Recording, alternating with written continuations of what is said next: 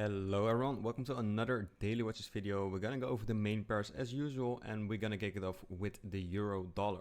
First of all, on the euro dollar, what we can see is that price action is still quite bearish. While we are in this demand zone, I'm expecting that price goes a little bit more to the downside. Now if we go to the 1 hour time frame, what we can see is that we have a small change of character in here. So we might get some resistance that could bring us to the upside from here. But for now, especially looking at this candle, it looks rather bearish to me, and I really want to see this high being broken first. So what I would like to see before I'm going to enter in any longs or something like that is price making a rejection from here, breaking some highs and creating an overall new uptrend. Because if we can break this high, that would mean price is in another like 1 hour uptrend and we could easily go back to these highs. But at least for now, price action is still bearish. I'm not taking any longs. I'm just carefully watching the market to see what's going to happen. Now, if we move over to the DXY real quick, what we can see is that price can start moving down. We already took these lows in here. Now on the 4 hour, it's not really a lot. We have demand below in there. But now on the 1 hour, what we can see is we broke these lows. We touched back into this level in here. So we had like a small switch zone. Let's see this one with a small switch on in here. Now price is still pushing up and I'm still expecting price to break these highs. So for now we're just stuck either way between this supply zone. If this one gets removed, we can easily go higher. We can visit in there.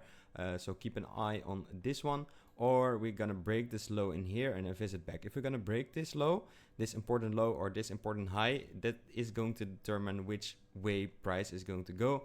I'm expecting price to close a little bit higher, but I just want to see whatever is going to happen. Either way, this zone being removed or this low in here being broken and price visiting back into demand.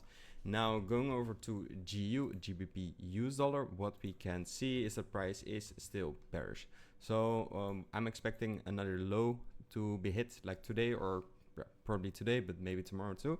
And price going back to this demand zone. So that's what I'm expecting now for GU. It is rather bearish than bullish, so I'm expecting another leg to the downside.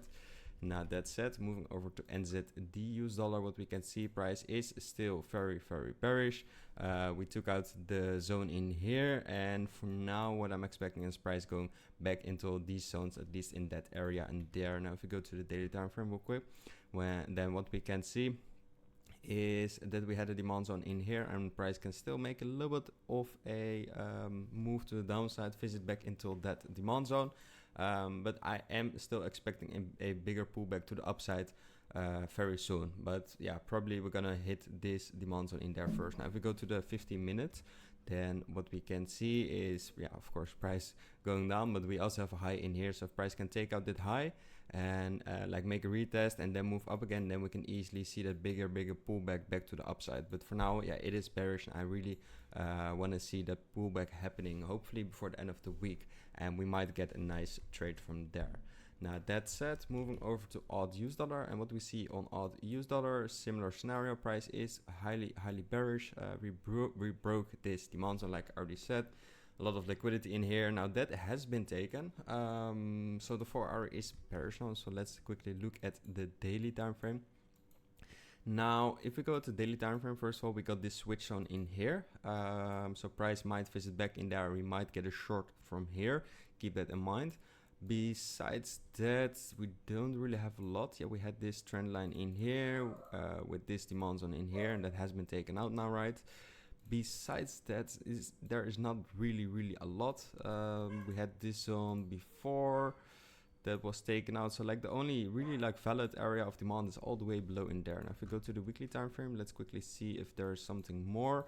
So yeah, maybe on the weekly time frame, as we can reach back into this demand zone in there. So let's go to the daily again. So that would mean that price can visit this low in here again and maybe make like a retracement, but at least for now it is still bearish, and yeah, some shorts might be interesting if price makes a pullback in this supply zone. And that said, moving over to gold real quick, what we see on gold is yeah, price breaking further to the downside. We had this 4 hour zone recently. So we had this one, price just swiftly took it out, but yeah, price just continued on dumping to the downside, mainly because we already broke that trend line. We didn't really see that fully breakout above there. So for now, yeah, because we had a rejection in here, price is just falling again. We probably going to break this demand zone in here and then visit a lower. So what I'm expecting for now is price visiting lower, break these zones in here and going back to this demand zone. If we go to the weekly time frame, let's see if there's something interesting.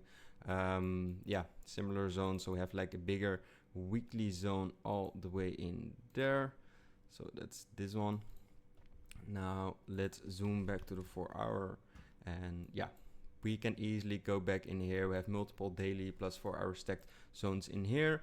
So yeah, I'm expecting price to break, or at least it already broke this one, to break further to the downside to visit back into this weekly, daily and 4 hour stacked zones. And it would make sense for me to take some longs from here, because that would mean that overall price structure can still make another higher high.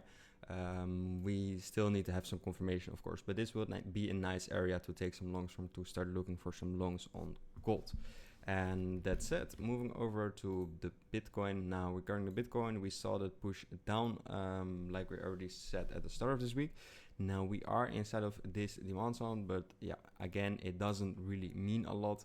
What we did saw on Bitcoin right now is, of course, we had this trend line, we had supply taking control. So for now, supply is still in control on the 4 hour time frame.